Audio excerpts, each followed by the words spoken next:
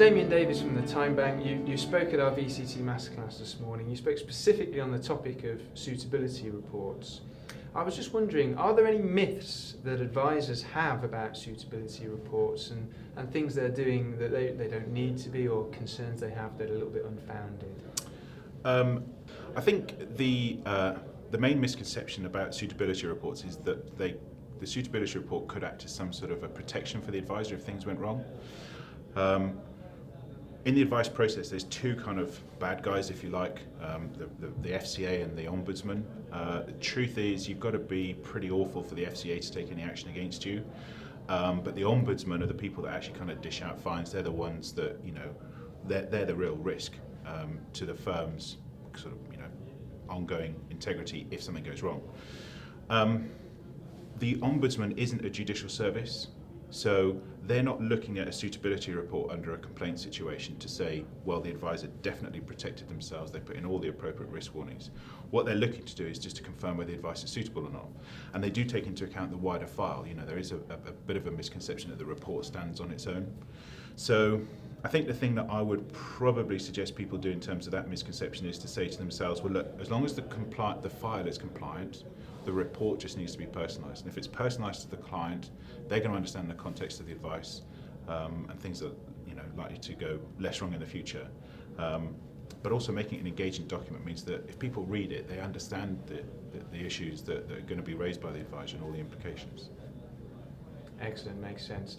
And what are things that advisors must be absolutely certain to include in the suitability report, and what sort of things are superfluous? I don't want to give you can't really give a complete answer to that because there's so many different areas, but there's 4 things that COBS 9.4 says you need to put into a suitability report.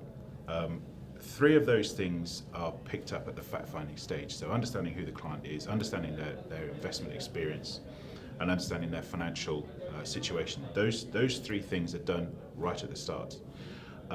When you understand those 3 things, what you can then do is explain to the client all of the implications of the advice. So how does the advice achieve their objective? How can they tolerate any of the kind of risks? And also, how does their past experience relate to the advice that's being given?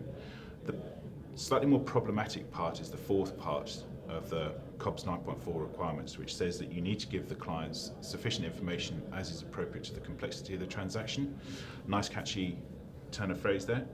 And what you're trying to do there is just framing the advice. So we use the acronym CREATURE, comforts, and that's just covering off the main parts, cost, risk, access to tax, things like that. Excellent. And are there any things that are unique to VCTs that advisor must think about and consider when they're putting the suitability report together? It's a really good question. I think the regulator doesn't like to see kind of predetermined advice. So you can't go and put a recommendation to a client for a VCT without really framing it around objectives. We tend to think that there's 2 main objectives that a client's likely to have to make a VCT suitable. They're likely to need to make some sort of income tax saving, income tax relief, up to about £60,000, obviously given the investment limits.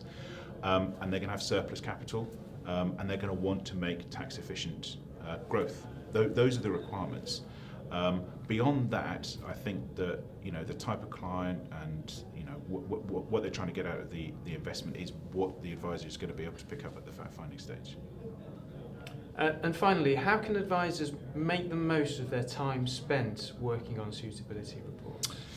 So it's a really good question because the way most people have viewed suitability reports is that they're a pain. They're just something that has to be done to keep the compliance happy or keep the regulator happy.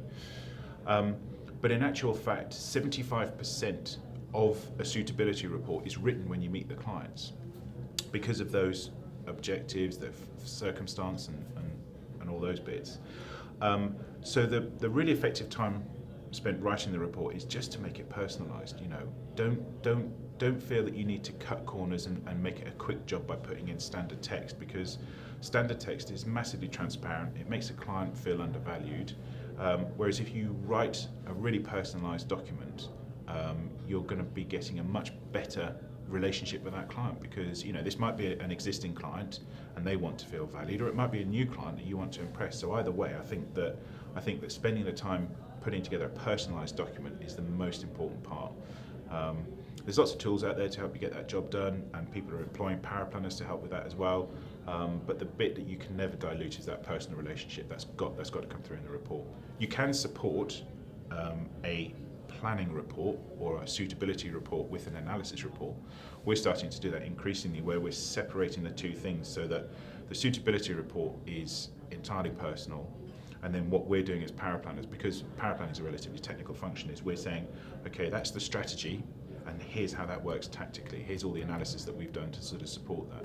So we're starting to do that ourselves a bit more now, starting to encourage our clients to do that, and I think that's probably the best way to sort of create that maximum efficiency when putting the report together, I think. Damian, thank you very much for your insights, and thank you very much for your presentations today. Hopefully we'll see you at another event very soon. Thank you. Thank you very much, I appreciate it.